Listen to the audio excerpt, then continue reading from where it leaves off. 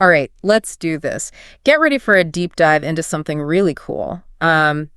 Transition words. Ooh, yeah. We've got a ton of research and notes on this, but we're going to kind of like boil it down to the essentials, the stuff that really matters. Right. Like the biggest bang for your buck. Yeah, exactly. So, I think it's funny, right? Yeah. We spend so much time on vocabulary and grammar. Yeah. All the sort of like quote unquote rules. Well, right. But transition words, which are so important for sounding fluent and confident and persuasive, they often get overlooked. It's true. And one of the things that really jumped out at me from the research is like how transition words can help us avoid that, that and problem we all have sometimes. Yeah, for sure. We're all guilty of it. So instead of saying, I went to the store and I bought milk and then I came home, you could say, I went to the store after picking up some milk, I headed back home. Yes. It's so much smoother. Much smoother, much more, sophisticated. So the sources that we looked at, they break down transition words into all these categories. And one that I thought was really cool was adding information. So it's not just like listing things, but it's building on your idea. Yeah, it's all about connecting the dots, right? Exactly. Like making your speech flow, yeah, showing how one idea leads to the next. And they give us some examples like moreover and furthermore. Those sound kind of fancy, right? Yeah, they have a sort of a touch of formality. Yeah. Which actually makes them very effective. Okay. It's not like you're just, you're not just throwing out random thoughts. Right. You're showing that you put some thought into this. Yeah. Imagine like, you're making a presentation. This product is going to increase efficiency. Furthermore, it will save you money in the long run. You sound like a CEO suddenly. Right. No, what about when you want to give an example to support your point? And you're in a more casual setting, like you're having dinner with friends. Sure. What would you use then? I think to illustrate is a nice way to do that. Okay. It signals to your listener that you're about to, paint a picture with your words. Okay. Yeah. Right. So let's say you're talking about a concert you went to. The concert was amazing. To illustrate, the lead singer did this incredible guitar solo that had the entire crowd on their feet. I can hear it now. Now, another one that I was really curious about is the contrasting ideas category. So, sometimes you want to spice things up a little bit. Absolutely. Throw in a little debate, a little friendly disagreement. Yeah. And the sources point to however, on the other hand, and nevertheless. Right. So those all show contrast, but is there a subtle difference between those three? Yeah, that's a great question. However, I would say is kind of your go-to for a simple, straightforward contrast. Okay. Like, I love pizza, however, I try not to eat it every day. Okay, yeah. On the other hand, I think introduces a more balanced perspective. Okay. So you're kind of like, you're presenting both sides of the coin. Right. Like you're weighing the pros and cons. On the one hand, working from home is really convenient. On the other hand, I kind of miss the social interaction of being in an office. Yeah. Yeah, so it's like you're setting up almost like a mini debate within your sentence. Exactly. That's a good way to think about it. And then nevertheless, I think is kind of your secret weapon for adding a little bit of drama. Like it suggests a sense of perseverance despite obstacles. The marathon was grueling. Nevertheless, I finished the race. Yeah, like I did it anyway. Exactly. Okay, so we've covered adding information, contrasting ideas. What else? What other gems have we got? Well, let's talk about cause and effect. I mean, this is where you really get to show off your logical thinking skills. Okay, yeah. And two of the real heavy hitters here are as a result and therefore. Okay. So how do those make me sound like a logic master? Well, they show the relationship between actions and outcomes. Right. Okay. They create this clear line of reasoning. So, for example, we implemented a new marketing strategy. As a result, our sales increased by 15%. Like you're connecting the dots, basically. Yeah, exactly. And therefore is kind of similar. It is similar. I think it often implies more direct, conclusive relationship. Yep. Like, the traffic was terrible this morning, therefore I was late for work. Can't argue with that. Nope, nope. So we've covered adding information, contrasting ideas, cause and effect. Yeah, we're on a roll. I'm feeling pretty good about this, I gotta say. Yeah. But I'm sure there's more, right? Oh, there's so much more. I mean, we haven't even touched on, disagreeing politely or expressing time, or even like concluding your thoughts in a really effective way. We're just getting started. Okay, let's keep going.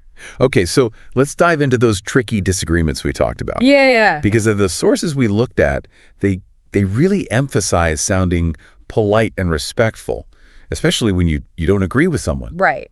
Nobody wants to be a jerk. Right, exactly. Especially at work or even like with your family. Yeah. You want to be able to disagree without sounding like you're attacking the other person. Right. So how do you do that? Yeah, how do you walk that fine line? I think it's all about, you have to assert your viewpoint, Okay. but you also have to acknowledge the other person's perspective. Yeah. Right? And transition words can help you do that. Okay. They can help you strike that balance. So give me an example, like let's say a friend wants to go hiking, but I'd rather just stay home and chill. Sure. How do I say no without sounding, lazy or whatever? Well, you could say, I appreciate that you want to go hiking, but I'm feeling a bit tired today. Maybe we could do something more low-key instead. Oh, okay. Yeah. So you see how it creates a contrast, but it's not dismissive. Right. You're not just like, no, I don't want to do that. Yeah. You're acknowledging their idea. Right.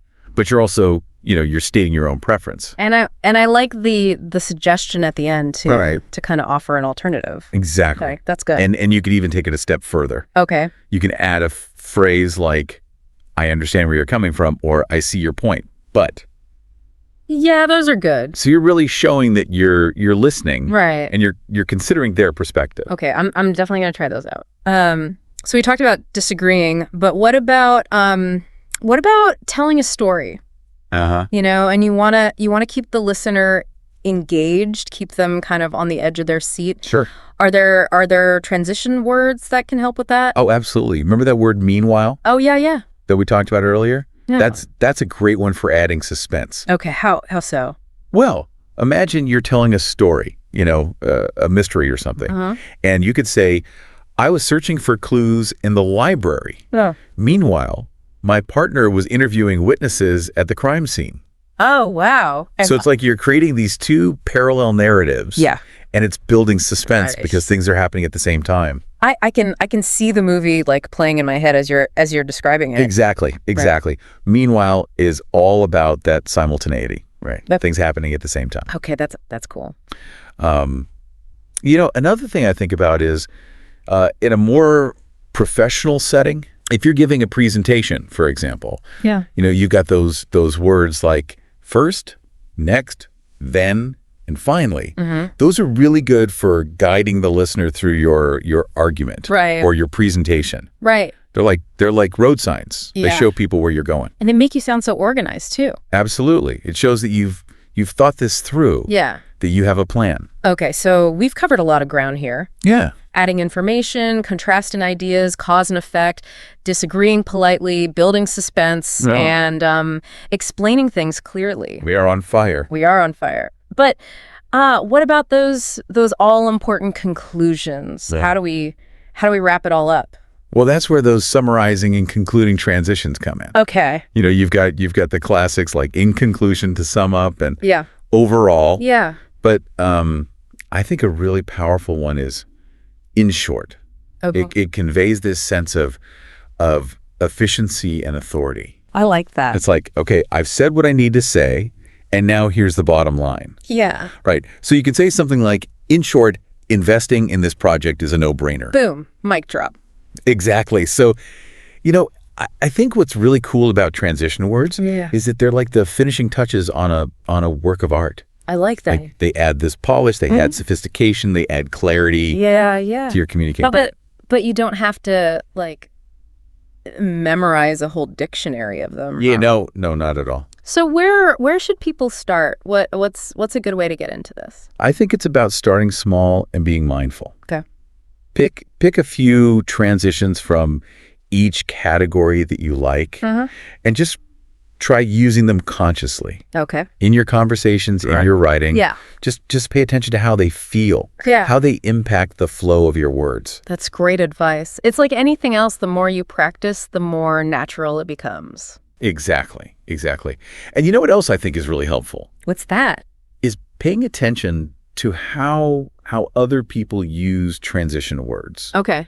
You know, listen to podcasts, watch TED Talks, No, yeah. read articles by great writers, Yeah. and you'll start to notice the patterns. You'll start to see how they use transitions to guide their audience. It's like a free masterclass. It is. It's like a behind-the-scenes look at how the pros do it. So as we're wrapping up this part of our deep dive, Yeah. what's one final, piece of wisdom you would share about mastering transitions? I would say the key thing to remember is that transition words are tools. They're not tricks. Right. They're not about sounding, smarter or more sophisticated than you are. Yeah. It's really about expressing yourself Right. clearly, confidently, and authentically. I like that a lot. It's not about, being someone you're not. It's really about using language as like a way to connect with people, you know? Yeah, exactly. And making your message more impactful, Yeah. more engaging. And transitions are a big part of that. It's funny you say that. I was reading one of the sources we looked at. Yeah. And it mentioned how transition words can actually like affect our mood and how we kind of perceive the world around us. So it's like they're not just connecting ideas, but also like emotions. That's really interesting. I mean, there's a whole field of study called cognitive linguistics that looks at that connection between language and thought. Oh, wow. And yeah, it turns out that even little changes in the words we use can change how we understand and feel about things. So would you say that like mastering transitions isn't just about sounding better, but it's about like thinking better? Yeah, I think there's definitely a connection there. When you're more aware of the little nuances of language, you're more tuned into how words can shape our perceptions, and that can make you a more a more critical thinker, more persuasive speaker, and an even more empathetic listener. It's like we've discovered this whole secret world of communication almost that most people aren't even aware of. Right. It's like we've cracked the code. Yeah. And now we can use that to our advantage to make our communication more effective, more meaningful, more enjoyable even. I'm ready to start using all this stuff, honestly. I'm gonna start paying more attention to how I use transitions in my everyday conversations. It's like a fun little challenge. Yeah. I love that. And remember, even small changes can make a big difference. Just try incorporating 1 or 2 new transitions a day. You'll be surprised how quickly they become like second nature to you. So as we wrap up this deep dive into transition words, what's one final thought, one kind of provocative thought you would leave our listener with? Well, I would encourage our listener to think of transition words as bridges. Okay, yeah. They connect ideas, they connect people, Yep. and they connect us to this wider world of communication. Yeah. And the more bridges we build, the stronger, the more vibrant our communication becomes. That's a really beautiful way to put it. It's a great reminder that language is powerful. It's a way to connect and understand each other. Absolutely. Well, on that note, I think it's time to wrap up this episode of The Deep Dive. We hope you've enjoyed this journey into the fascinating world of transition words, and we challenge you to go out there and use this knowledge to take your communication skills to the next level.